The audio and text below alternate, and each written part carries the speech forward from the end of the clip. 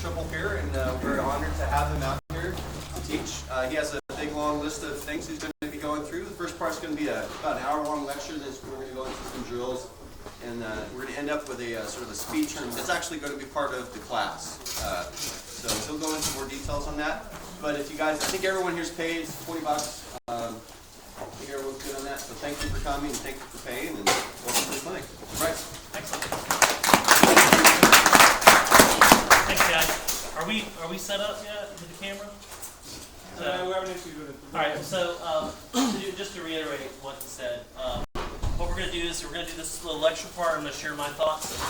They're real generalities, and a lot of them are stuff that especially the experienced fighters have heard before, but maybe you'll hear it a different way, and it'll help you in some kind of way. We're going to go from that. The reason why I asked you to get geared up, I hate everybody getting stiff and doing that, but we're going to go outside. We're going to do some. I'm going to show you some stretches that I do that I base around injuries that I've had. They may not work for you, and that's fine, but it just warm your body up a little bit. Then we're going to go through a focused practice drill, which is something that I do with my guys and my students, where we're going to break everything down into segments, time segments, where I'll explain a drill. We'll do the drill for 5 minutes, 10 minutes until I feel like everybody's got it. If you got questions about it, it's not working, I'm going to be wandering around. We'll try to fix it then. If you can't fix it, come back to me at the end and we'll talk about it some more. Okay. So we're going to do boom, boom, boom, roll through some drills like that. We're going to do a practice tournament, which is something that I do in Atlantia, and lots of other groups do it as well. Then we're going to have a roundtable discussion and talk about our strengths and our weaknesses and things that we feel like we've learned today. And then I'd like to see some sparring from you guys where we can do some focused instruction. You can get instruction from me or from the other knights and the other experienced fighters here to kind of get some feedback on stuff that you're doing. Okay, so the purpose today is to learn and to learn in a mindful manner, and to cherish this time. We're going to talk about that too. Are we ready to go with that? All right. So I'm Sir Bryce Byram. I'm from the Kingdom of Atlantia. I've lived there my whole life, except for a couple of years that I lived in the East when I was in school. I started in the SCA when I was about 15, 16 years old, and it took me a few years to get around to fighting. So I think I started fighting about 94, 95. It's been about 20 years around. As Sir Godric said, I'm a knight. I'm also a Laurel and Pelican. Today, we're going to break the class down into 4 sections. Okay. The first section is how to train. All right. The second section is training technique, and then how to coach and how to teach, which is something different, but it's related and similar. We're going to talk a little bit about tourney prep and mental game, and how to increase your skills in that area. And then we're going to talk a little bit about regional fighting styles and the culture at arms, because that was something that Sir Godric and I discussed at length at Penzig. That's going to be a little Q&A heavy, and we'll talk about, try to share some experiences there. We don't want that to go on too long, because we want to start getting into the drills and the fighting and stuff, and I don't want you guys to get too tired. Okay? So that's how we're going to go through today. I'm going to start you out, see if I can find them with this paper, with a couple of quotes. 2 quotes I'm going to read for you that describe what we do in the context of our art and the way that we do it. And the first one is from the 12th century, and it's from the history of William Marshall. What is it then to bear arms? Does one employ them as one might a harrow, a winnowing fan, or an axe?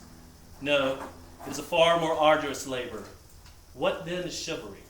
So strong a thing, and of such hardihood, and so costly in the learning, that a wicked man or low dare not undertake it. Whoever would enjoy high honor must first suitably display that he's been well schooled to such arts.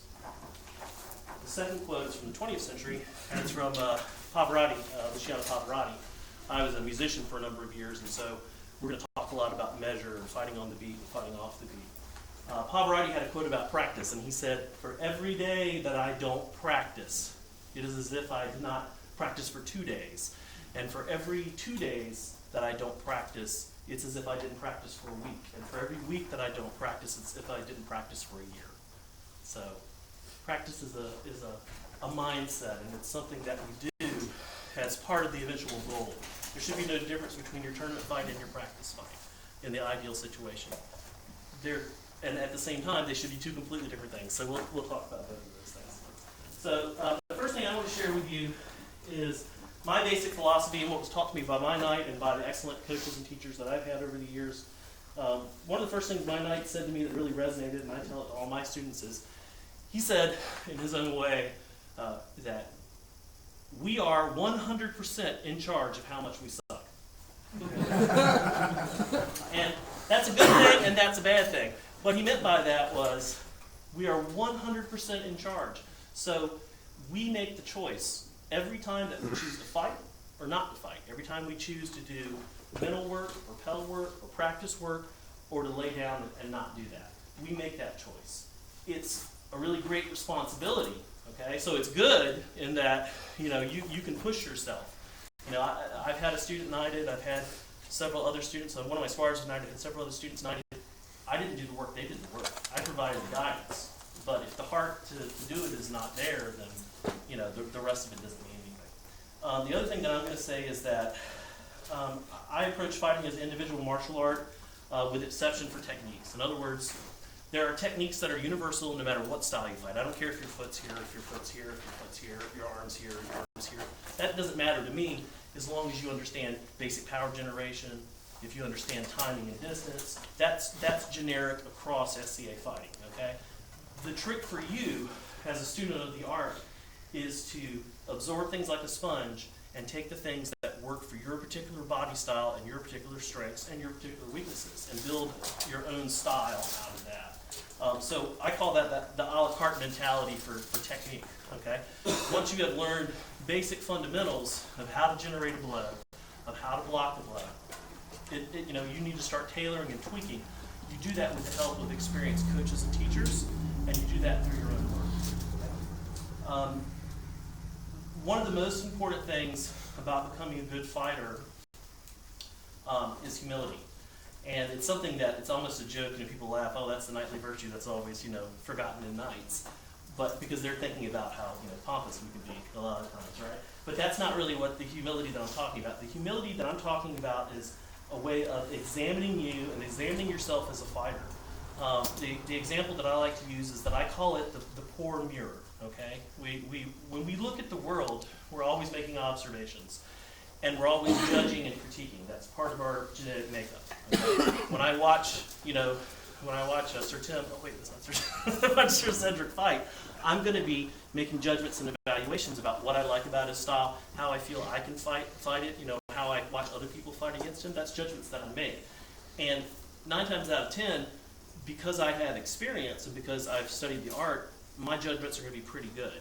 Where we fall down as students is in judging ourselves. We look through the poor mirror. We look at the mirror, and in order to have self-confidence, in order to be able to be successful, we gloss over the parts of ourselves that aren't as perfect as they need to be, and we say, oh, you know, yeah, I don't do that one thing very well, but I do these other things. And so we ignore that part, sometimes to our detriment as fighters. So one of the first steps in becoming good is realizing that you are not as good as you think you are, you know? You need to look to the knights and the experienced fighters at your practice and at other practices and in your kingdoms and other kingdoms when you go to interkingdom wars, and you need to really listen to what they say. Sometimes it'll sound like just utter tripe. It just won't make any kind of sense, okay? And it's not necessarily that it's wrong. It's just you're not in a place where you can hear it, or they're not saying it in a way that you can understand it, all right? But that's really important to your growth as a fighter. So take a really hard look at your training. This isn't about your self-worth. Doesn't mean that you're a bad person. Doesn't mean that you're lazy. Well, you can be lazy, but that's not what it's about. It's about sitting down and being mindful and really thinking about who you are as a fighter, not as a man or as a woman, okay? And once you've done that and you've made a real critical assessment, then you can start working on setting goals for yourself. Now, why are goals important? Obviously, they're mileposts, okay? The individual thing is not important. Your thing may be, I want to advance 2 more rounds in this big tournament. Ursus Mass is coming up next weekend, right? So I want to go 2 rounds farther than I did last year. Or I want to win the tournament, you know, or I want to place. Whatever that goal is. Well, I hate to tell you, but the time for that goal was 6 months ago, was, you know, 6 years ago. It's not 6 days before it. So, and I'm not saying that as a negative thing. It doesn't mean you can't take something and start to apply it, but it's consistent work over a period of time is one of the things that make great fighters. There are some fighters, and we'll talk about this later, that are natural fighters, and some fighters that are pluggers. And either way, both of them did the work. I guarantee you that guy who's just a phenom in your kingdom who nobody can lay stick on, he didn't just show up and pick up a stick. There may be 1 or 2 guys who do that, but across the SCA, those really great guys, they do 3 or 4 things very well because they put the time and the effort in, and they earn their spurs. So you want to set goals for yourself, whatever that is. Once you have examined yourself, once you set those goals, you want to start training. And I hope everybody realizes that there's a difference between training and fighting, okay? Fighting is we're in a fight. My mind is not blank. Some people use the martial arts example of no mind. I don't like saying no mind because it's a focused mind, okay? I'm a laser, I'm a sword, and that's my job in that particular fight. But when I'm training, I approach fighting in a different way. And when I'm teaching, I approach fighting in a different way. And for me, sometimes, personally, it can be very hard to shift. Like today, I'll probably fight pretty crappy because I'm very focused on other people's fight, and so that pulls my mind away from what it should be, a calm, still, centered focus on the fight. So the way that I like to think about that is I think of it as a relaxed body and a focused mind. One of the first things you see in could you pop up for a minute? One of the first things you see in just staying in your regular guard, I'm a new fighter and I'm going up against a knight or an experienced fighter and I don't know what to do, and they'll clench up like this, right? They're holding all this body tension. Everything's here in the arms. If you feel my arm right there, it's tight right there, it's tight right there, right? It's a very visible thing. Why? They're scared, okay? So that happens, and when that happens, it's actually harder for me to react to him. If he goes to move and I'm clenched, I've got to unclench and then try to move. Whereas if he goes to move and I'm relaxed, I can just move and make a read a lot quicker. I don't know if you can see the difference in that. It's a real small one. So, relaxed body, a focused mind. So the mental aspect of that is being fully in the moment and appreciating what we do. Of the millions and millions of people alive on the earth today, and all of our brothers and sisters who came before us and have passed, we get to do this thing. And it's just cool as hell. This is it's a cherishable moment, it's a precious thing. Okay? So the time that we invest in it, we should be fully invested. My wife told me to set a timer because I get off track. So that's one of the things that I want you to think about yourself. How do I approach my fighter practice? So I just go out and fight whoever's there? Do I go in with a plan for what I'm going to be working on? Or do I just go and swing a stick? Well, if you're fighting in a tournament, I want you to go with a swing stick. All right? When you're fighting in practice, when you're doing your training, which is the 3 levels, there's your training, which is outside of practice. There's your practice, which is your practicum, where you're working on what you've trained. And then there's your tournament fighting, which is the end result of the time and the effort that you put in before that. Okay? So, the other part of that, like we said, is your personal fitness, which I'm not the greatest example of. That's not my good side for the camera. But underneath, I like to think of myself as a finely marbled piece of prime rib. Under all that fat is some really delicious meat. So your fitness is part of that, and that's the work and the training and the time that you do. It's not just your time in armor; it's your time out of armor. All of us come to this game with different skills and different gifts and different levels of physicality. So, we have to apply that, but we have to constantly be plugging away and working on that as well. The other thing that we're going to talk about today is pel work and the importance of doing that. Now, I know some guys that they've never done pel work, they think it's just crap and they're great fighters, and that's fine. They've gotten their skills in other ways. But if you're someone who lives a long distance, 3 hours from the closest practice to you, and maybe some guys are going to show up and maybe they're not going to show up, you have to take charge of your own training. And that means putting the work in outside of these occasional Saturdays, Sundays, Thursday nights, whenever you fight. So your approach to your practice, when you get to practice, is that you should use any time that you spend in armor as a precious resource. Okay? So when I was coming up, sometimes people thought I was aloof or cold at practices. It didn't have anything to do with that, because I only had so much mental focus, and that mental focus was going to be on the fight and the training that I was doing. So, your social time happens before, your social time happens afterwards. Maybe if you can be in that relaxed mind state, your social time happens in between if you're really relaxed and that doesn't screw you up. I'm not saying be so tight and so focused that you can't enjoy yourself. You can't suck the love out of what you're doing. Okay? You gotta treasure it and value it. But part of treasure and valuing it is being serious about it when you're actually doing it. So we've talked a little bit about the progression of looking at yourself, looking at your training, and then going to practice and how you approach that practice mentally. What is my goals? And that's what we're going to talk about next. So setting practice goals, all right? When you go to a practice, do you just go to fight? Do you go to that practice because you've been training something on your Pell or even in your mind, thinking about something? What's your goal when you go into practice? Do you have a goal? How about most of you guys? Do you have a goal when you go to, or is it just a fight? Most of you is just a fight, right? And that's fine. That's an approach and a way to do it. But in my experience, when fighters want to get progressively better than they are now, they have to use this mindful approach and set goals for themselves. So what are some examples of some things that you can do better? Anybody have any examples of things they want to try to do better in practice? Like, Thruster. okay, something I've been working on the last couple years. I'm gonna block that shot. Right. Or I fight this guy in my practice every week, and Godric hits me in the shoulder every week. One of my motivators, when I tell a short story, when I first started, Duke Ragnar, he's our king right now, he's my squire brother. And when we lived in the barony together, we weren't the tightest of friends back then, and he was an experienced fighter, and he was working really hard on trying to get better, and I was brand new. And Ragnar's a left-handed fighter, my knight was left-handed, some of my other squire brothers that were knighted were left-handed, so I have learned the evils of wrong-handedness, and I made it my crusade. I had brought a hammer. It was an extra part of my baggage fee, but if there's anyone here who's left-handed who needs me to fix that for them, see me after class. I have a great training method for that. But Ragnar, we would fight, and Ragnar was training how to throw scorpion rounds. If you guys notice the wrap that comes up, and then it comes back down this way, okay? So every week, when I first started, I have a bruise right here on my shoulder. And I had this big mirror in my house. I looked at the mirror very seriously every day when I got up the next morning and saw this huge mass of purple contusion, no shoulder armor, nothing there. And I would say, next week that son of a bitch is not going to hit me in the shoulder. And the next week he'd hit me in the shoulder, next week eventually over time, Ragnar didn't hit me in that shoulder anymore. Then he started hitting this shoulder. So then the next one's like, next week he's not going to hit me. Yeah, and then after a while, Ragnar didn't hit me in the shoulder anymore. So, you have to, even a small goal of something that's punishment you're receiving, that can be a goal of yours. I'm going to block all these guys' shots and go completely defensive tonight. There's a hole in my defense.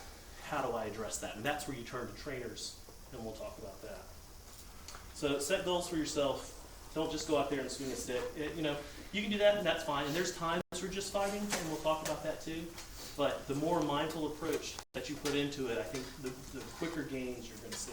And if you think about it, that's how any sport is. The NFL players, they just go out and play games when they're training all week long? No, they're doing drills, they're doing scrimmages, they're working through their routines. The running back has a very specific job. The lineman has a very specific job. And everything that they do with their coaches and their trainers is geared around working that system. Okay, and that's a team sport, not an individual sport. But talk to a boxer. Boxers spar. But how much time do boxers spar versus how much time they're doing speed bag and how much time they're doing footwork and how much time they're running and how much time they're weightlifting and swimming? You have to approach this as an art if you want to get better at it. There's no other sport in the world where people just throw on gear and go out and fight on Sundays and they call that good for their training. It just doesn't happen. So one of the things that I do and that helps me is, so I go into practice, I have my goals, maybe I accomplish those goals, maybe I don't. I go home, we go out to dinner at our practice. I go home, I get an ice pack of some sort, maybe some heat, and I have a fighting journal. And I've been keeping that journal since about a year before I was knighted. And I have a little book that my wife gave me. I just filled out the first one, and I'm starting the second one now after about 10 years. And it's very brief, okay? I write the date. I rate the practice, like we're fighting in Tim's backyard, or we're fighting at Caramere practice, which is the barony that I live in, okay? I go through my mind, how many fighters were there? Sometimes that's hard. Who was there this week? Was it this guy? Who did I fight? Who didn't I fight? Okay, there were 8 fighters, and I fought 6 of them. This guy's arm broke. This other guy doesn't want to fight me because we fight each other every week, okay? So then I list those 6 fighters, and I break it down real simply by percentage. How do I feel I did in that fight? That doesn't necessarily mean win-loss. It means who was in control of that fight and was I accomplishing the goal that I set for myself, okay? If my goal is my defense and I go out and I fight Sir Cedric and I boom, I kill him with a flat snap or whatever, but I never work on my defense, that's going to lower my percentage. That's how I approach it. Other people do it different ways. I just use a 100% scale. Me and Godric fought. I went, we went 50-50. I feel we were pretty evenly matched. Or maybe the next week I'll look and say, Godric's 55, 60% on my 40. I really feel like he had a slightly, this week this guy dominated me 90%. nothing is working, none of my plans were working, what do I need to do to adjust? So the good thing about that is, the side benefits are, you get to look back over time and see how you're doing against people, and see the decisions that you're making, and are these decisions going in the right track? If I'm fighting someone and I see that my number's going way, way down, that doesn't necessarily mean that I'm screwing up in my training. It may just mean that in that particular fight, working on my leg defense is not a good idea with someone who has an excellent head wrap. You know, so maybe it's I'm losing that fight, but maybe I'm getting better in my training, or maybe it means I need to right the ship and do something different. Some of the other things that I track are progression of other fighters. These are sort of side benefits that have come out of this. The number of practices that we attend. You know, all the time I talk to unbelts and to squires, and they're like, you know, why am I not a knight? Why am I not a knight? And I'm like, you don't fight enough. And they get really kind of butthurt about it, and I go, okay, well, let's go back to the book, and let's look at my book. I was at 35 practices this year. You were at 8. How are you going to get better at something if you only are putting, 8 nights out of 365 into it? So it's a harsh, that's another type of harsh mirror. You got to have trainers that can speak to you in a way that you can hear it and get past your own hubris. So that's one of the things, number of the practices, my progression, how I'm doing, the progression of the other fighters. It's one of the coolest things about these books that I've been keeping is that I can watch guys come in and I can see them become knights over the course of years. New guy shows up, and he has tremendous physical skill. He used to be a boxer, X, Y, and Z, but at the same time, over time I see, okay, well, then he becomes a squire and he starts winning tourneys, and he gets knighted here and he wins crown. I've seen that over 10 years, so it's a really cool side effect. It's not really something for yourself, but it's really gratifying as a trainer to see that as well. The other thing that I can see are patterns that develop in my fighting, in my training, and I can track injuries and see if those injuries are related to those patterns. If you're fighting in this sport in any amount of time, especially as you push farther up the hill over 40 into 50, you're going to have injuries, you're going to have overuse injuries, you're going to have strains, sprains, you're going to have braces that you have to wear for those things. I have tendonitis in my wrists, my elbows, and my shoulders, and that was diagnosed about 6 months before I was knighted, and that was a real turning point for me because that was the decision to go on or to stop. Okay, I had a lot of other injuries. I had knee problems, I had back problems, I had back surgery about 2 years ago. All those things happen based around my physicality and just the march of time. Okay, but over time I can track and see how am I hurting my knee? What was I doing with my knee? What was I doing that was extending that knee? So part of one of the greatest things that you can have to push yourself is a partner and a group of partners. Okay, there is no way that I can understress how important Squire Brothers and co-trainers and fighting households are to helping you, to encouraging each other, to having a brotherhood, to building a culture of fighting where it's important to have someone who kicks your ass and someone whose ass you can kick. And I don't mean just fighting, I mean someone who calls you up and says, hey man, get your gear, I'm picking you up in 10 minutes and we're going to this practice. Okay? That's how you get better. I've been very fortunate in my time in the SCA that I had a long line of guys who were like-minded. We all wanted to get better. Yeah, we had a rivalry, and yeah, we were friends, but the important part wasn't that, is that we worked as a group. And so, there's success in that. I lived with 3 other squires when I was a bachelor. All 4 of us are knights now. We're all knights because we all encourage each other to get up off the couch and stop eating Cheetos and go play racquetball on the off nights or hit this practice out of town and impress these other knights. Okay? So that's a real benefit that you have that you need to try to approach, whether it's just the fighters in your local group, whether you're in a household, whether you have a trainer. You have to seek instruction, not just from the best fighter in your area or your night.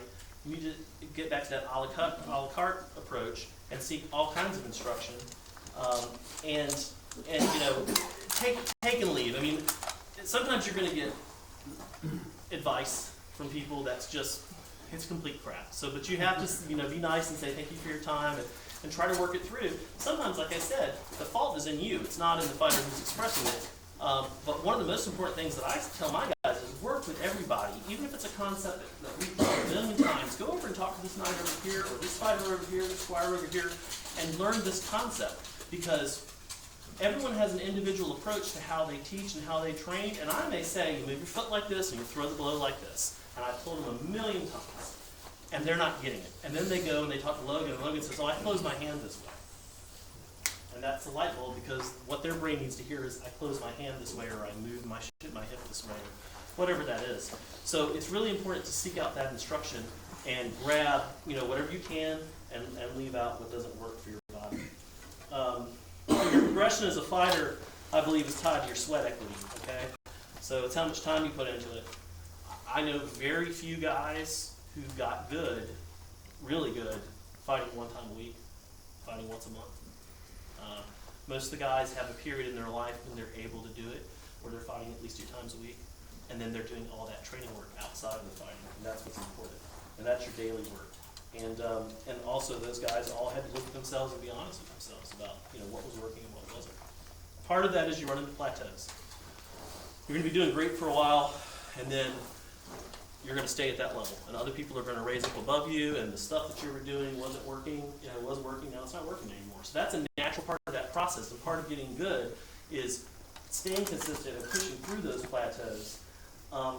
And I mean, that's one way that I've overcome mine is there's different ways. I'll give you some examples. There was a point where I was an unbelt, and I was a squire for about 4 or 5 years, and then I was laureled, and I was a laurel for about 4 or 5 years, and about 10 years in I got knighted. But the period between when I was laureled and when I was knighted was very difficult because the household tradition in my household was if you're a peer, you're not fealty to another peer. We had the belief that no man can have 2 masters. And that was proven to me very quickly because the king told me to do one thing and my old knight told me to do something else, and they were 2 very different things. So I learned that was correct for me. It's not correct for other people. They have their traditions. That was ours. But for me personally, that was a pretty dark time in my fighting career because I felt rudderless. I had been part of a very active household. I had squire brothers. Now there was this weird self-created distance between me and them and between me and my knight. And so I was kind of rudderless for a while. And I was also trying to figure out who I was as a peer and how I wanted to be in the SCA instead of just being squire and being a laurel. So that was a different time for me individually. But I was in a dark time then because I was going to my practice, and I could beat up all the guys at my practice, and I could beat up all the new guys, which is a pretty horrible thing to do because then you don't have any new guys coming in. But I could do that, but I wasn't learning anything. And Duke Gerth, who's one of our big names out in Atlantia, who sadly passed away, he wrote me and he said, Byron, when you're beating these guys up, are you doing everything perfectly? Is your technique that we've worked on perfectly? Is it perfect? Or is it just you're beating them up because they're not as good as you are? And I had to sit and think about it, and I was like, I'm sloppy as hell. No wonder when I go to tourneys, I go out there and I get dusted. I'm not working on the little things. So that was what helped me push through some plateaus. And so I always try to keep that in mind whenever I feel like I'm hitting a point where my fighting is stagnant. I think, what small thing can I fix? What am I doing with my feet? What am I doing with where I'm holding my hand, And so that'll be my new goal, and that resets the whole process. Other people have different ways that they push through plateaus. Some of that is like Count Amos, who's one of the fighters from my practice. He originally started in Cayenne.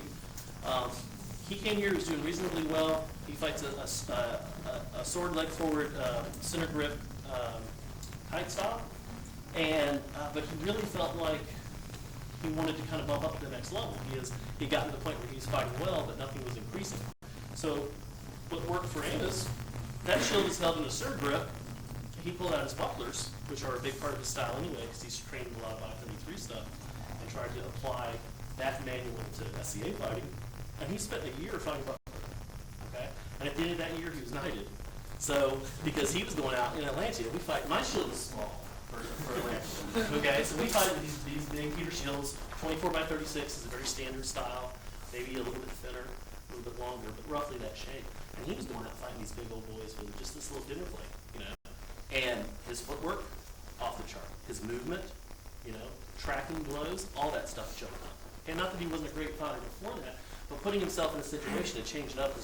But at the same time, when he went going back to the center grip, now it's just a slightly larger buckler. And he doesn't have to make the movements quite so big.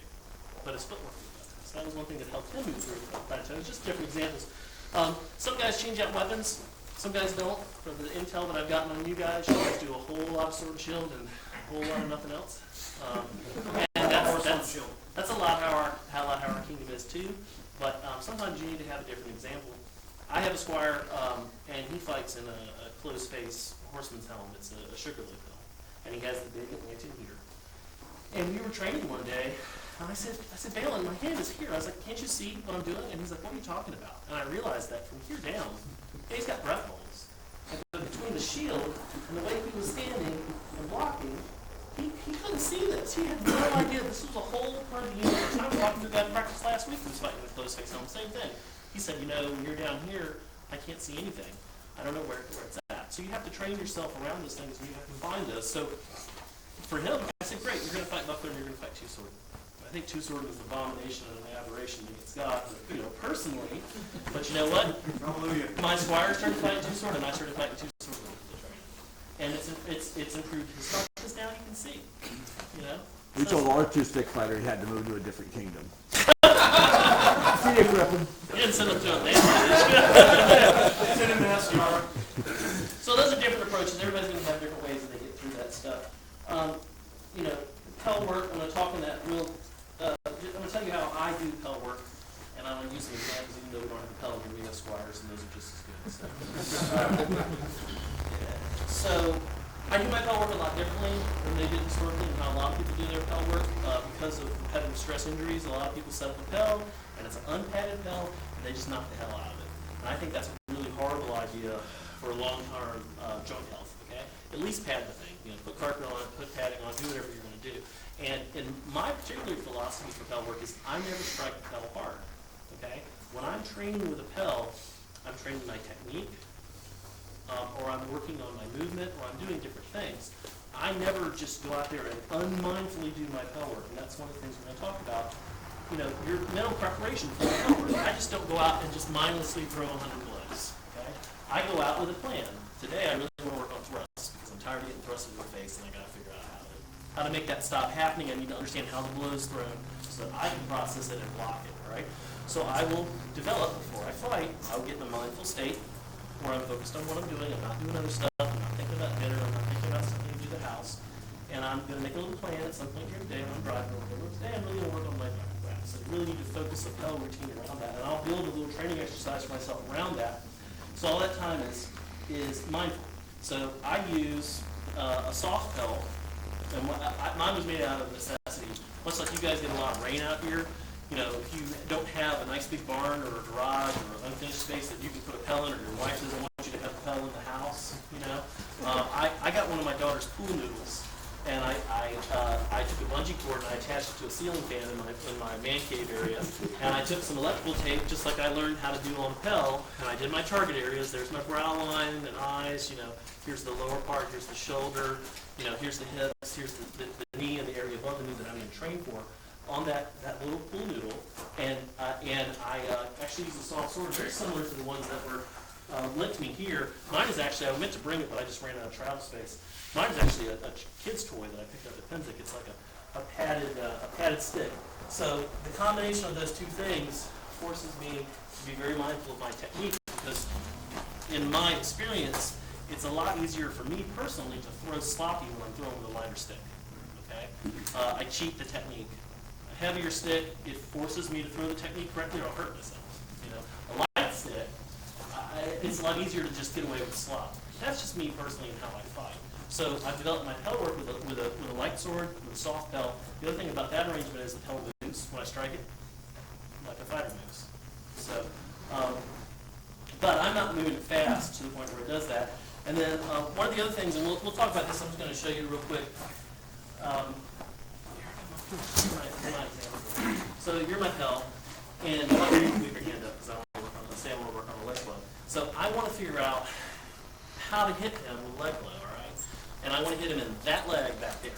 Okay? So if I throw just any kind of leg blow, say I throw this type of leg blow right here. All right, look where it's hitting. It's in the tip of the blow. It's not going to be a good shot. It's not going to be a good shot. It's not going to transfer force correctly. So the first thing that I know is I've got to get closer to where that target is, and that arm can't be extended here unnaturally. It's got to be a natural position of where I want to throw. Okay? So this is what I call reverse engineering the blow. You're starting at the end, which is really the halfway point, because your return is more important than the blow that you throw. But you're starting where you're at. Now, I don't really want to throw it right here, because I have a feeling he probably has a shield, right? So am I going to hit his leg with that shield there? No. So really, so maybe I need to be here. So when I start that hell, I do one of two things. I start here and I reverse the engineer the blow back. I reverse the flow of the blow back to where I want it to be. And then I move, I think, okay, this is where my feet need to be. So maybe I'll throw a couple just here. And then I got to think about approaches because he's not going to just let me get there, right? So maybe I want to take a real wide lateral lunge, step over and throw, okay? That's going to angle the blow. Or maybe I want to be in defensive because I know that he likes to get in the too, and I'm going to do a squat dip and step and throw, okay? So I think about all that stuff before I do it, and then I set up the example thing. I get set up the example based around that. So that's more of that mindful fighting, that's the reverse engineering. So we have a couple other drills we're going to be out of here for time. One of those is a new one that I picked up from DePaul, and it's cutting through the target. We'll discuss that when we start doing slow work. I will practice as part of my Pell work blocking. All right. I know a lot of guys in their Pell work, they're just like, I am an offensive god, and they never think I have to move my shield into doing these blows, or this guy's going to take my head off. Right. So it's totally useless like that. So the way that I do my Pell work is I have blocked the shot, and I have stepped and thrown. I have blocked a shot, and then I have stepped and thrown. Whatever I'm going to do. So that's part of my Pell work as well. And the other thing that we've been using as a device is this thing called the century drill. I know some of you guys are doing that. Do you know what I'm talking about? You want to talk about that? It's basically a challenge that you set yourself with a group of people that you promise to hit your Pell 100 times every day for 100 days. All right? You don't have to do the same thing. You can change it up. So it's a really good training technique. One day it's leg wraps. One day it's combinations. One day it's movement. Those are all different things that I do with that drill. And that's been really, really good. The most important thing you can do for your fighting is travel. It's the best thing for your SCA group. It's the best thing for your personal fighting. It's the best thing for your household. Travel. Find other fighters that fight different styles. Find fighters from other kingdoms. Work with them on the pickup field. Don't drive, a culmination of 18 hours to fight for 45 minutes. Your practice time, your helmet time is extremely valuable. That's the gift that you're giving yourself, and it's the gift that you're giving your brothers and sisters in arms. So take that time to work with someone. If you know someone has a busy schedule, say, Sir Godric, can you please spend 5 minutes with me working on something? I really need your time, and talk to him early. And most nights that I know, absolutely no problem, let's do it. Okay? And then stay on them. Don't let them wander off the way the next student start drinking. They can do the work with you. So we talked a little bit about small groups encouraging each other, motivating, trying to build a healthy culture of arms within your group, and how that helps you. So I'm just going to skip over that part we've already talked about. All right, we are 25 minutes in. The next part is training technique, how to coach, how to teach, and then focus practices and practice tournaments. So you've done your prep work. You've worked with instructors, you've figured out your weaknesses, you've drilled out on Pell, you've thought about, yeah. Can I ask you a question before Sure, you go on? absolutely. Okay, let's say like you're the opposite of what you say, right? Like you are so critical on yourself that you can't see the good. So how do you balance that? That's part of what you need a trainer for and you need a coach for, especially a coach. And I break trainers and coaches into 2 different things, and in the SCA there's a whole lot of trainers and there's very few coaches. Right? Coaches are motivators, and that's about what we're about to talk about right now. So I think it'll dovetail really well. So we can't stress how important teaching and coaching are to grow the sport, right? Everyone's got to be a teacher. It's not just the Knights, it's not just the Dukes, it's not just the Squires, it's every fighter. Every time you fight, you're learning something, okay? So you owe it to yourself and to all your brothers and sisters in arms to become a teacher and to become a trainer, right? Even if you don't know what the hell you're doing. Start to talk to people who do and try to absorb things like a sponge. Because if you don't do that, the sport is going to wither and die. The guys that are here in front of you, they're not going to be here forever. We're getting old, all right? We need a new generation to come after us. And the way that happens is you put the time in to encouraging and teaching each other. So it's not just for the Shippers, it's for everybody. So the role of trainers versus the role of coaches versus teaching.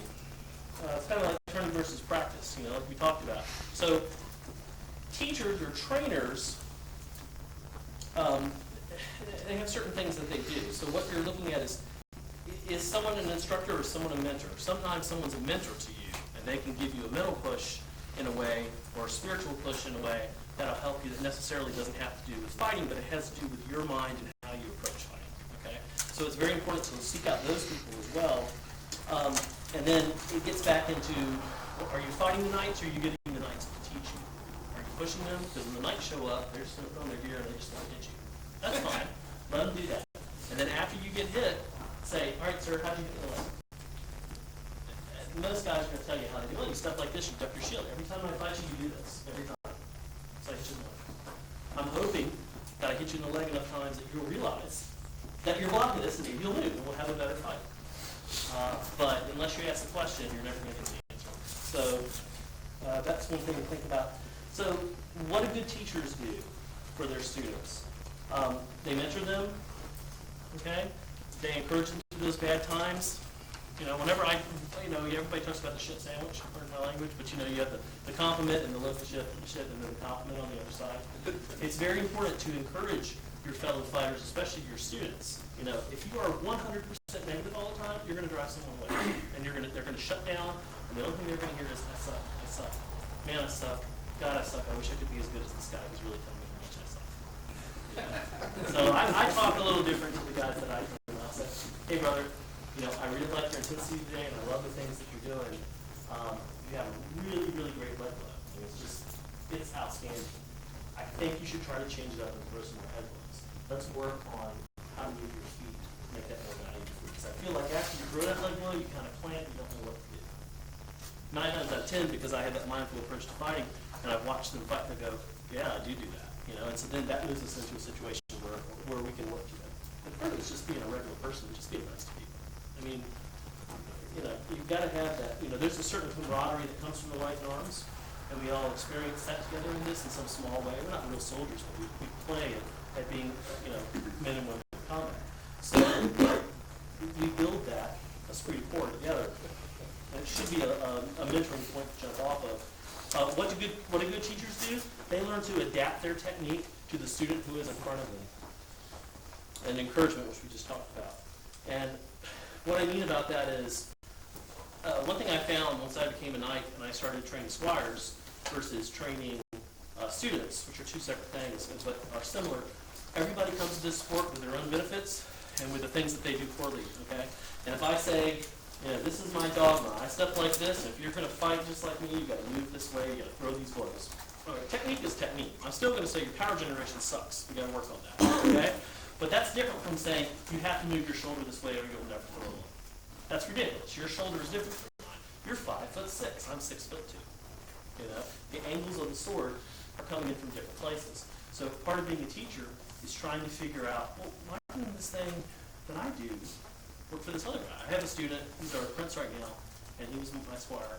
And all the time, we would have these run-ins where we train. I'm like, man, just move like this and hit him. And he would do it. And it just wouldn't work. And he's like, well, what if I do it like this? And I'm like, oh yeah, that's basically the same thing. That'll work. Well, I'm this tall, and he's not that tall. All right? So it makes a huge difference. And that was one of the breakthroughs for me as a trainer going, I have to figure out how to get him to move his feet and move his arm differently than I do because I got height on him. So that's one of the things that good teachers look for. So how do you train people? There's individual mentoring. There's working with people. You know, individually, there's working with groups of people. There's being adaptive. And then there's part of being adaptive is understanding the type of fighter that you're dealing with. Some fighters are natural students of the art. They have a physicality. They have a sports background. They have something they come from. And some people are what I call pluggers. Okay, pluggers are the guys that just they keep chugging along. You know, God help them, God love them. They're in the SCA. They love it. They don't have physical gifts. Okay, I was a guy who didn't have physical gifts. You know, I have no physical background. I don't think marching band really counts as a physical background. I did do a lot of physical work. You know, I didn't know what to do once I got there. But my knight was a similar way, although he was a very gifted and talented fighter. You know, he was someone who took daily practice. So I know about myself. If I want to maintain where I'm at, like Pavarotti said, I have to be consistent in my training. And if I want to get better, I have to double those efforts.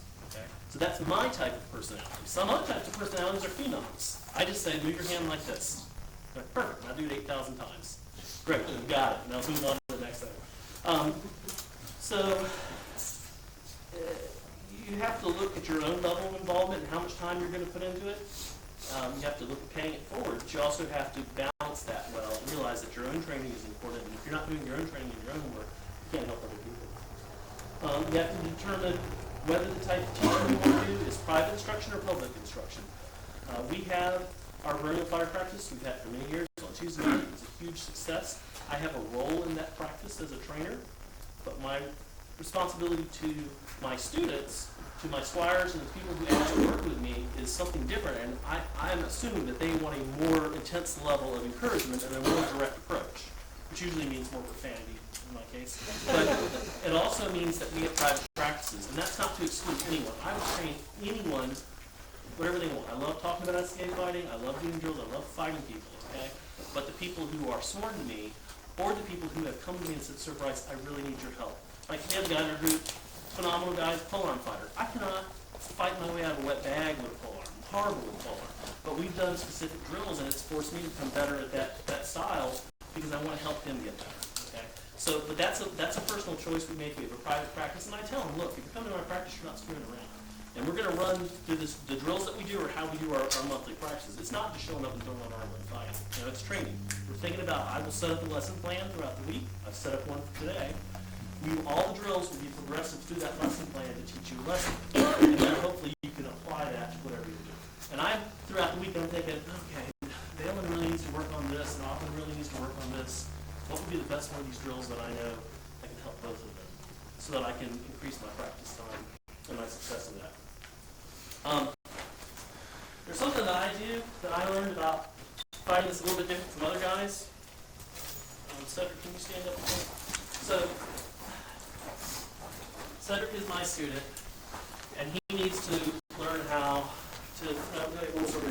That'd be fine too. I like that better. But so he needs to learn how to throw a particular blow, whatever that blow is. Let's say it's it's an offside, just a regular offside pop. So its forward hand just comes this way. Okay. So he needs to learn this blow, and this is what he needs to work on. Now, sir, would you come here for a second?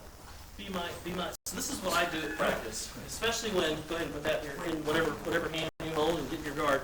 So he's having a problem with that, okay? So the first thing we're going to do is you're going to be defensive. I know you want to hit him, but you're going to be defensive instead. So in your regular stance, all right? We want to work on trying to hit him. Now, the angle he presents is the sword's got to cut this way, okay? That's a really difficult one to do, all right? So we're going to go back to what I was talking about before, and we're going to reverse engineer that blow. So you get in your guard, and you get to be the practice pal. You're going to move your body until you have that. Just get a little closer. Just reach the sword out and lay it right where you want the target to be. That's why we use the saw swords. And we also do this with helmets on. It's just my experience. That's where you want to be, where you're at the end. So now we're going to reverse engineer you. And so this is the other thing that's different that I do is that I touch my students and I tell them I'm going to put my hands on you. And is that okay? You know, it's like some kind of weird prison thing. You know, I'm going to touch your elbow now. Is that okay? I'm going to move your. But they know that from the beginning, so that they know that I'm trying to help them move their body. So let's reverse engineer. You get in your guard. You put the sword there. All right. And let's just lay the sword on them, just like you run the blow. Yeah, well, you can get a little closer. Wherever feels comfortable for you. Get the blow perfect. That's where you want to be right there, right? All right, you see where the threat target is there. So we're going to reverse the blow back. So stay in that spot. Let's say you're throwing it from close range. So let's stay in that spot there. You've got to figure out how to get there from there. So I will say, all right, I want you to be comfortable, and I want you to relax this arm and let me move it, okay? And then I'm going to move his arm and sword on the track that I want. I'm going to move his hips on the track that I want. And I'm going to move his hips first and say, okay, I've got a hip here. I want you to just relax, and when you feel pressure, you go with it. Okay? So that's one of the things, guys. That's one of the ways I teach. I move their bodies into position. And the reason why I started doing that was rap. I kept finding that guys were having real problems throwing raps. It's a difficult blow. And they just weren't, there's something about a rap. Like when you throw it correctly, you know that you've thrown it correctly, right? And then if you throw it off, you know you've thrown it off. But until you throw it correctly, you have no idea what correct feels like. So by moving those guys over and over, whatever the type of rap it is that I'm throwing, by moving their body, they start to feel the flow of it. And they're like, oh, this moves first, and this comes around, or it's this type of rap here, or whatever the rap is. And so once they feel it right, I'm like, you feel that? And every single time they go, yes, that's it, I feel it. Right? There's that light bulb moment. And once we do that, I go, okay, let's do it again. And if I see them cheating something, they start cheating their shoulder before I want to. I say, stop. Did you move your shoulder? And if they're being mindful, and they're being in the right space, they'll go, nope, I screwed up. Most of the time, they'll catch it themselves. If not, I'll say, that was all right. Did you lift your foot on that? And they'll go, shit. Okay, you gotta re-drill it 10 more times correctly. So that's one thing that I found to be really successful with helping, especially newer fighters, or fighters work through a new blow or a new pattern of blows. You know, all the time people will come to mind and say, how do you throw that blow that you throw? And half the time they don't know how to do it, you know, but if they do, they try showing it and it doesn't work because their body's different. Right. If you move them through, it makes you a better, it makes you more proficient with the blow. You understand what you're doing now, and it just speeds up the process. It's so much quicker when you actually lay hands on people. So that's one of the things that I found out. Oxygen and learning. One of the things that I have experimented with recently is that it seems like a simple concept. If you can't breathe, you can't think. All right. So when you're working with somebody new, or you're just drilling a concept, and you're drilling a concept, and they're not getting it, and they're getting more and more blown up, you know, they're doing that stuff to you, and that's when you stop. That's when you take a break. Okay. So what we started doing in my practices is instead of pushing fight endurance, which we're going to talk about, that's a different thing. We will shorten the time of a particular drill or a particular exercise or a particular blow if I start to see them get blown up, especially if we're in armor and we're fighting. I'll stop other people's fights in my practice and say, you're blown up. Let's take a minute. You know, not necessarily take your helmet off or get water or whatever, but just take a minute and breathe. All right? Because you can't learn when you can't breathe, you can't think. So now fighting endurance is different, and you have to do a cost versus benefit analysis of what pushing through gets you. Okay? If you're working on your endurance because that's a problem, you need to be doing cardio work outside of armor, and then when you're fighting, you need to save that last little bit at the end of the night for your push time. Do you guys do that? Do you have your time that you, at the end of the night, kind of blow it all out, or some guys call it crown 30 rounds, or do any of you guys do that in practices? Happens without being said. Yeah, because you're short on time, right? So, but make that a mindful thing, because that's a really good way to build that up. Now, you have to be careful with that, too, because you can push that too far and exhaust yourself, or end up with like, you know, heat exhaustion and things like that. But what I where I live with 98 degrees and 90% humidity, yeah, you're going to get hot. So take a break and move on. If you are instructing or you're learning and you just don't feel like you're getting something, take a break for a little bit, get some help. One of the most important tools, we're talking about tools a little bit, one of them is right there, and that's the harsh mistress, and that's video. You know, you can Oh, you've met her before. So you can lie to yourself all day long. You can look through that poor mirror. The video sees everything. The video sees every flaw, and it has no poor reflection. It sees everything in crystal clear focus. Okay. So video is a tremendous tool for increasing your fight. One of the things that we've done with our training and with training other guys is we take a three-pronged approach to how we're doing this. We have the private practices where we do the drill work that I talked about. We have the public practices where we do the practice tournaments that I'm going to talk about in a minute. And then we have our individual telework and our training. So every month at our practice, we have 3-4 weeks out of the month, we just have regular fighting practices. Once a month, we do a monthly practice tourney, and we stole this idea from the West. They've been doing it for pod forever, and then this happens in other parts of the known world too. But we do that monthly in our barony, and I run that tournament based on the number of fighters that we have, and we do that with a mindful approach of not only just fighting. You're going to be in the moment when you're fighting, but when you're watching other people fight, you're going to be learning. And at the end, we break it down on the round table, and we talk about our strengths and our weaknesses and how we can get better, and we share with each other. And coming out of that approach of telework and training outside of practice, the private practices where we do drills, and then the public practices where we're doing that practice approach with the training that has helped a lot of fighters get a lot better, a lot quicker than they were doing before. So I recommend it. It may be something that will work better for your group, depending on how you do that. Part of what we do with monthly practices, it has prestige and it builds renown. You know, people want, even though it means nothing, even though it's just us fighting in a church parking lot or wherever we're at, people want to win that tournament because it's a progression of their skill. It's a goalpost that they've set. It goes back to what we were talking about earlier, setting goals for themselves. Okay. We also do it as a chivalry tournament. Every fighter watches every other fighter and finds something that inspires them. Everyone is responsible for giving me a name at the end of the night and saying, this person is so much better than they were doing last week, or this person offered a point of chivalry that I think was on point, or whatever that was. And, you know, we make a decision and we award that as well to get fighters thinking about more than just the fight, to think about the pomp and everything that's outside of just the fight, that builds into what we do at actual events. So that's basically that. I've talked about Scala, that's our monthly practice. I've talked about the practice tournaments, and we talked about the century drill. So I'm moving to turning point when everybody's free room. So equipment prep and its importance in maintenance, okay? Obviously, you're fighting in a tournament. This is the culmination of all this hard work that you put in there. Are you going to go in there with your stuff looking like crap? I mean, is your armor going to be falling off, held together with duct tape? Are you really taking it seriously, and are you? So you know that's the philosophy of being prepared and being relaxed. You don't have to worry that your leg armor is going to fly off in a million pieces because it's held together with shoestring and glue. You know, that's part of getting ready beforehand, making sure that your sword is in a condition where you don't have to question if your sword is bolt or not. You know whether it's blow landed or whether it didn't land. Okay? So those are, I'm going to gloss over that stuff now and talk about it more if we want. But part of that is that daily meditation, thinking about your fighting, thinking about things that you want to work on.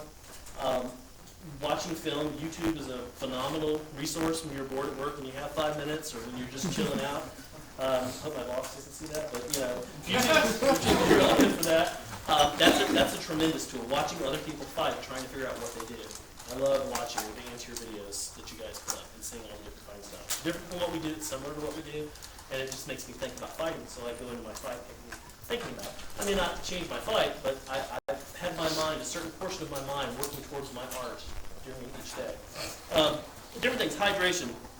Drinking water right before the tournament, too late. You're done. And you guys probably know that. The food that you put into your body, you know, the water that you put into your body before you're filling up those cells and making them perform to the best. You don't want to put in all this time, this mental effort, this anguish, back away from your family, whatever you're doing, and then, you know, blow yourself out the night before getting drunk, and then go out and fight like crap. I have done that many times. I thought that was dreaming. Yeah, well, that goes back into your preparation. You want to make sure that your liver is up to the amount. But there's some sports techs out there. I mean, a lot of you guys, you're wearing the wicking fibers and stuff. That stuff helps. You know, under the modern layers, the linen obviously helps. But also the sports tech. My wife is a runner, and I've been stealing technology from running over the last 2 years like crazy. It's amazing. Like, if you don't have technical socks, go get technical socks. My God, it's the best thing to have socks that when you stop fighting, you don't have wet feet. They just don't magically evaporate. It's like the best thing I've ever thought. I love it.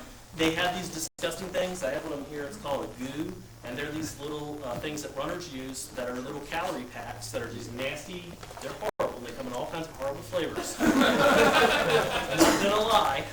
They jokingly call them spunk. My guys hate them when I make them give them a long day at Estrella or at Penzic, and you can't get food. And if you're like me,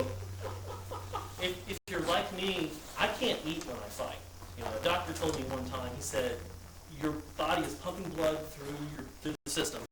The blood can either go to your brain, it can go to your muscles, or it can go to your stomach to digest. Okay? So when I eat and I fight, I puke. Happens every time. I know it's a real long day. I can maybe have an orange, a little bit of bread, maybe some olives, some pickles and stuff. Beyond that normal water bear stuff that we have, I don't know if you guys do that or if you're just on your own. Beyond that stuff, there's no way. I don't sit down. You know, I'll have a big breakfast beforehand, but when I'm fighting, I can't eat steak and eggs. That stuff will be through my grill. And the helmet I have, it's like a soup strainer.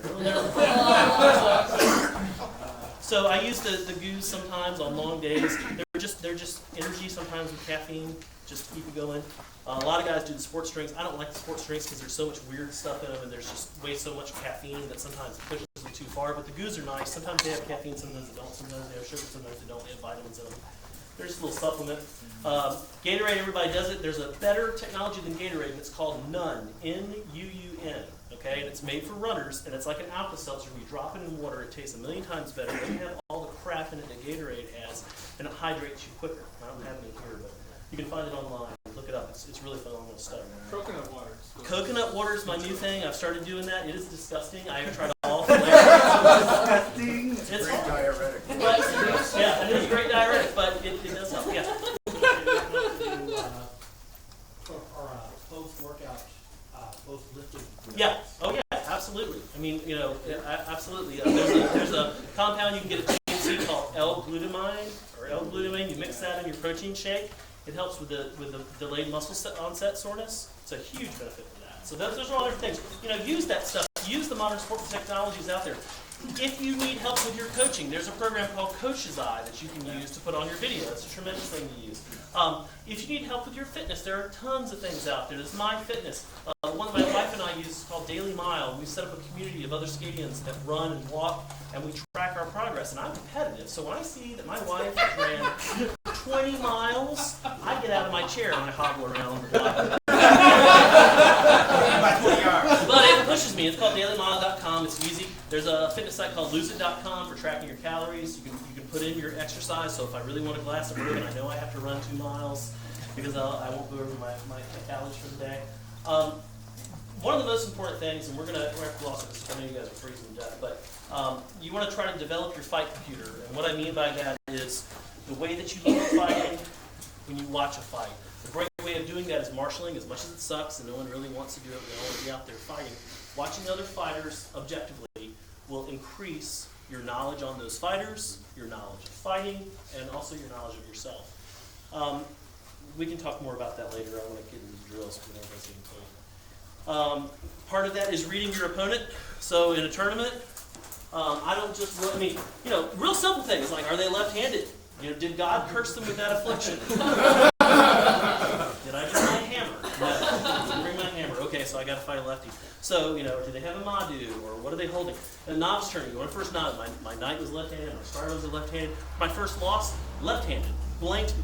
Never knew he was left-handed. I lay on the ground, I looked up at him, and I was like, son of a bitch, how could I let that happen? Because I wasn't mentally in that moment. I wasn't paying attention to my opponent. Pay attention to your opponent's gear, okay? So one of the reasons why you want to retape your sword before tournaments is one, to make sure it's in good shape so it doesn't break on you. Two, to make sure that it's not crushed and the rattan is bottomed out so that when you hit somebody, you're like, why aren't any of my blows good? Well, you got a broomstick from here, all right? And then the third reason is kind of tricky. It's like, I just retaped the front of that, so where does Bryce throw his blows on the front of his sword? I don't know. Sword's brand new. Where does Bryce throw on the back of this sword? Let's see, you guys can see. You can see. It's kind of varied. When does he throw flat? Hey, look, quite a lot. So,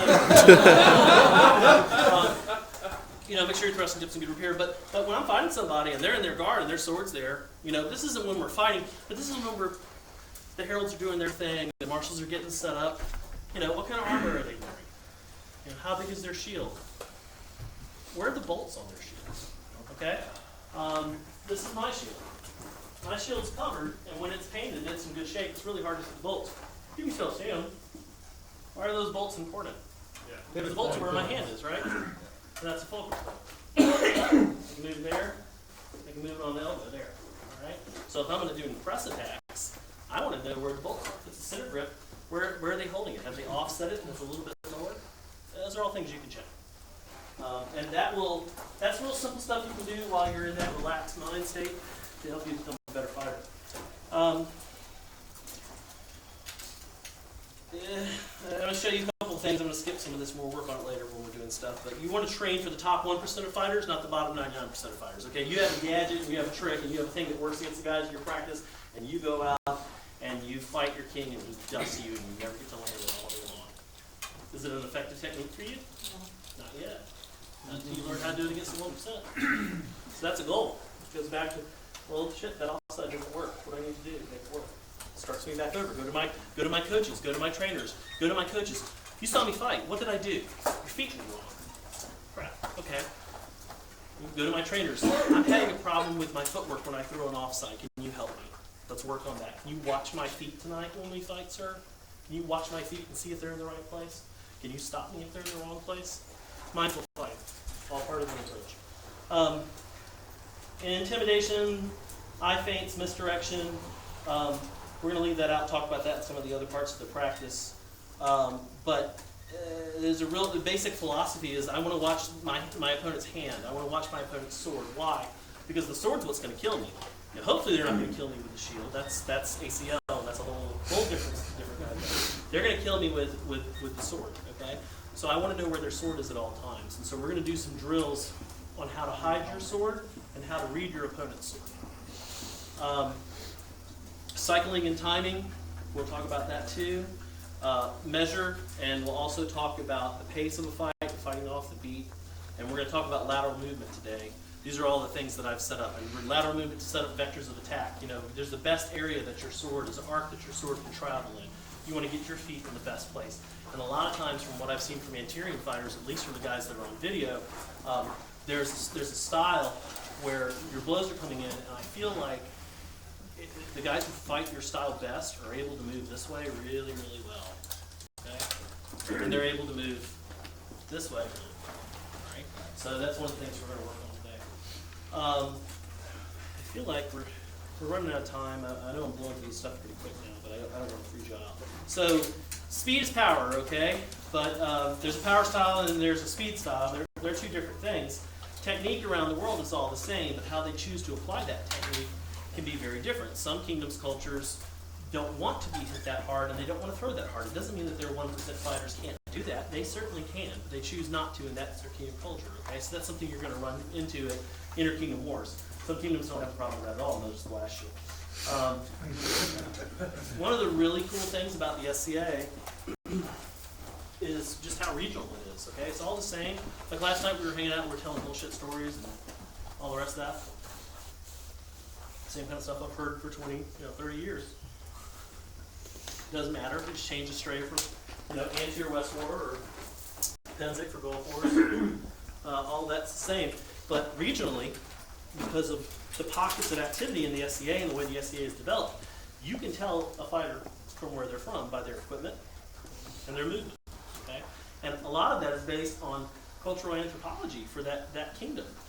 What did their best fighters do in the early days of that kingdom? That will set a tone that will live in a kingdom for 35 years and it won't change. Okay? There can be guys outside of that, but they're going to be an aberration. So it can help your fighting book and help train your fighting brain where fighters from Atlantia in general move like this. In general, their equipment is like this. Okay? So a lot of that is traced back to those early guys. One of the things we were talking about in the car is like the SCA, started in the West, and then there was the middle of the East, and then, Adenvelt and Antier. And those little groups were like pockets. It was like, if me and Godric, if I go over to Godric's house, I'm like, hey man, I got this cool new card game to show you. Okay, you play it with suites, kind of like Hearts, but it has these special rules. And here's how we play it. And I show him the game. He's like, oh, this is great. So he goes to his squire and he's like, hey man, let me show you this game that Bryce showed me. It's really awesome. Let's start playing it. And okay, they're still playing with suites. They're still dropping hands the same way. But maybe he forgot that one thing that I said, or maybe he didn't understand it, or he interpreted it a completely different way. All right, that's how the SCA developed. And then there's just house rules. Like you guys with the Plain of the Knees. That's your house rule. My kingdom doesn't have that, but I know that fighters from Antier fight that way. I know that I don't want to take advantage of that. And I know that when they're in my kingdom, they need to be informed, hey, we're going to step over your shoulder. Okay, we're going to break the plane of your knees and we're not going to move. Because that's how we fight here. So all of that plays into when you're fighting guys. So who's the most dangerous guy that you fight in the tournament? Who's the most dangerous guy? Myself. To be less specific and more generic, who's the most dangerous type of fighter? Is it the guy that you've never fought before? That he's an unknown? Is it the new guy that might hurt you or do something weird? Is it the guy that you fight every week at practice? No, it's yourself. It's not? What if he's the guy that you fight every week at practice and he's been saving something for you for tournament? Then it's the guy at practice. Because, it's the guy in front of you, okay? Whoever says the guy in front of you, the most important fight is the fight in front of you, okay? It's the guy who's there. And you've got to be relaxed and focused and in that moment and not worry about where you're placed in the tournament. And if you beat this guy, you're going to beat that guy because first you got to beat this guy. So it can be the new fighter who does something funky, or it can be the experienced fighter who's been working out book on you. I know that Bryce always steps here and then he throws like this. So I'm going to step back and I'm going to pop him in the arm. Never do it in practice, save it for tournament. So that stuff certainly happens. One thing we're going to talk about later, because we have ran up on the time that I allotted for this, is ways to make tournaments special occasions. Like you said, you've invested all this part of your life into them. There's ways to do that. There's ways to fight well, and then there's ways to add more to it beyond just the fighting. And there's an example of the culture in arms. It doesn't matter whether you're a Viking. It doesn't matter whether you're a 12th century Crusader, whether you're a 14th century knight on a chevauchee. There are ways within the SCA to do deeds of arms. Deeds of arms can be quests. They can be quests that you set yourself on. I'm going to fight all the kings, the seated kings at Australia this year. I'm going to go to my trainer, who's probably my knight, and I'm going to say, sir, I want to set myself on this quest. Will you help me? Absolutely. Let's go. I will introduce you. I have that carte blanche to do that. They know who I am. This is my squire. My squire would like to fight you today. Can you save him a fight? Boom. Click that off. Can you grace him with some words in his book? Can you just talk to him about his fighting and how he can progress and get better? There's those types of quests. There are ones where you screw up and you get set on a quest. And you have to do it. There are ones where your knight assigns a certain quest to you that may be fighting related or not. There are deeds of arms that you can choose to do. And there are challenges that you can choose to do. Some of the greatest fighting moments that I've ever had were things off to the side of the list field that didn't have anything to do with the big tournament that was going on. You know, I fought the tournament. I did what I needed to do there. And now I had my thing. One example was the Rose's Quest that I was set upon. When I was engaged to my wife, I asked her if I could hold the field in her honor for a certain set number of days. From the Tourney of the Mirror, which is the start of our tournament season and our biggest tournament in the kingdom, to the Gem Joust, which is Memorial Day weekend, which is sort of the other big tournament that's hosted by my group, and then we go hardcore into melee season to get ready for Penzic. That's our big tournament period from February to the end of May. Okay? At every event that I went to, and I traveled to an event every weekend, I held the field, I flew her arms in a banner, I gifted the fighters who bested me with roses for their ladies. They wrote us words of congratulation were there. My wife looked over those fights, and I fought in crowns, and I fought in big money tournaments, and I fought for my wife. And the good and the bad part of that is regular fighting lost a lot of flavor for me, because doing something that special and that unique that meant so much personally to me changed the way that I approached the SCA. So it's got a bad side to it too hard, because it was like, well, do I want to just go fight in this tournament again? It's not special. It's something that I talked to a lot of the guys who were doing Battle of the Nations and were setting up ACL, and I knew they were going to go through this experience. Some of the guys who were really into it because they've been doing SCA forever. Just going to another SCA tournament for them is the same thing they've been doing for years. Now they have this new, fresh thing with this experience of going to Europe and fighting these guys and meeting people from all over the world. It's going to change who they are as a fighter, and they may not be able to come back. So, to be careful. It can be a double-edged sword when you start stepping into that arena and doing that. There's a lot of other ways to do that. Another tool that when you're doing those things, nowadays we have the internet and we have social media. You can put a challenge out there and say, I'm going to hold the field after the fighting's in the pickups field. Everybody who would like to face me, come get some. You put it out there, people see it, they're like, I'm going to go kick that guy's ass. So it's there and it's part of it. But you want to make that special. Personal tokens that you can hand out to them. Coinage, if you're knights, gifts. I break up chains all the time, my fighting chains, and I give an unbelt who inspires me a link for my chain, and I say, I see a knight in you, and one day you're going to return this to me, and you're going to have one of your own. I have a lot of those little links back over the years. So there's different things that you can do. You can offer ransom on yourself. If you feel that you've been bested with a knightly blow, something that is just outstanding, someone has juked you out of your socks, and you want to recognize them for that, there's nothing wrong with going to them afterwards and saying, my Lord Squire, Sir Knight, your grace, you've bested me, I owe you ransom, here is a gift in my own hand, whatever that may be. It's a way of elevating our fighting culture and adding something to it, and making a special moment and a connection with a whole group of people that now you'll have a brotherhood with beyond just fighting. That's neat. That's really neat. And we'll talk about that more when we're out of helmet time and everything else, and different things that I've seen done and that I've done and I've assisted with. There's a ransom game that some of us play at Penzic, especially the 14th century types, which I'm not of, but I'm sort of like their slumming 12th century brother. And we play a capture game in melees. We still do our jobs for our king, but if you're in the game and I'm in the game and I know because you're a player and we've discussed it, I'm going to try to take you. I'm going to try to take your arms and legs, and you're going to owe me a ransom and you're going to have to pay it. And it's real stuff. And it's fun because it's something that we do that adds a flavor to it. Okay, there's no money on, there's no real prize money on the line. It's about adding a level of enjoyment and adding a little bit of that medieval mindset and trying to understand more of what it was to be an armed warrior. And all of that enriches the society, not only for yourself, but also for all the people who experience that and see that. I have people come back to me all the time. Sir Bryce, I remember your Rose's Quest. That was one of the coolest things I ever saw. Or I remember when you and your squire held the field against all that. It was just this great field of prowess, and it inspired me, and I put on armor, and now I'm fighting. That happens all the time. Not through things that I've done, but I mean that culture of arms gives back to society. So at this point, we're going to warm up. We're going to put our armor on. We're going to start doing drills. Thank you very much for listening to me. Thank you.